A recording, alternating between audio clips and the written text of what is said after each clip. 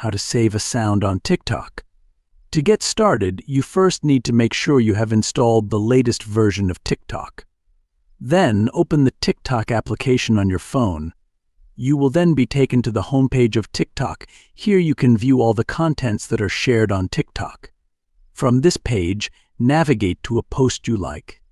Then tap on the profile picture from the side panel. Once you're on this page, tap on Add to Favorites button. Then hit the backspace.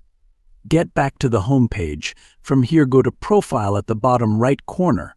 Now tap on this icon from the profile page. Then go to the Sounds section. You will see a list of sounds that you have saved from TikTok. Tap on any of it to use it further. So by following these easy steps, you can save a sound on TikTok. Thank you for watching.